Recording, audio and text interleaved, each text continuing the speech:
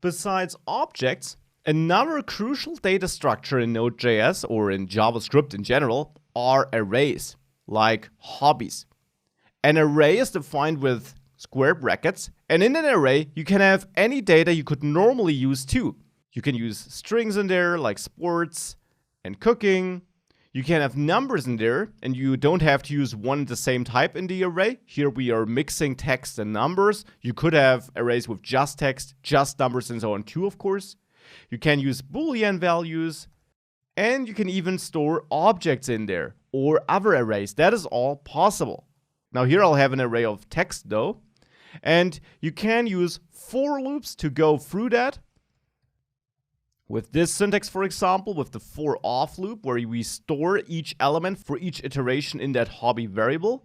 And now, if we do that, we would execute console log 2 times because we have 2 elements and we're looping through all of them. And I'm outputting the current value we're currently looking at, because this will change for every iteration. Going through it from left to right, we'll output that for every iteration. So now if I run this, we see sports and cooking printed in 2 lines because this executes 2 times. So these are arrays. The for off loop is interesting. And it's also interesting that in JavaScript, we got a lot of built-in methods we can use on arrays. So on hobbies, on that array, if I add a dot, my IDE suggests a lot of methods I can use on arrays in JavaScript. And all these methods help me go through the elements in the array, manipulate them, get a subset of that array, whatever I need. Often you'll see map, for example, which allows you to transform an array or transform the values. And map will actually return a new array, so it will not edit the old one, but give you a new one. And we can print that new one here actually. And just to show that the old one was not edited, we can print that right below. And now map always takes a function where you define how to edit that array or how to edit the elements in the array. That function will be executed on every element in the array, one after another, and you return the updated version of the element.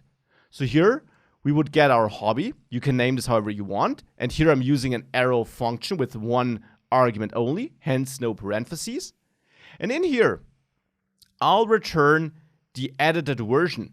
For example, here I could take my old hobby string and simply add hobby in a white space in front of that. So I'm simply constructing a new string which keeps the old hobby name but adds hobby : white space in front of it. And yes, since we only got one statement in that arrow function with a return statement, we can get rid of the curly braces, get rid of return, and just return it like this. This would be the equivalent. And now if I clear this and I run play.js, I see the old array was not edited. That is my second output here. It's coming from this console log where I console log the original array. But the result of my map here is a new array where I have my edited items with hobby added in front of every item. And this is something you'll see me do quite a bit in this course. Use that map method. And as I mentioned, it's only one of the many methods provided here. Always check out the docs on MDN to learn more about all these methods. Link can be found attached to this video. And make sure that you understand how they work, or that when we use one of them in this course, you can quickly look that up in case it's not clear what exactly that does. Though, of course, I will do my best to explain it when we use it. But these are arrays, very important data structures, and some very important methods you can use on arrays.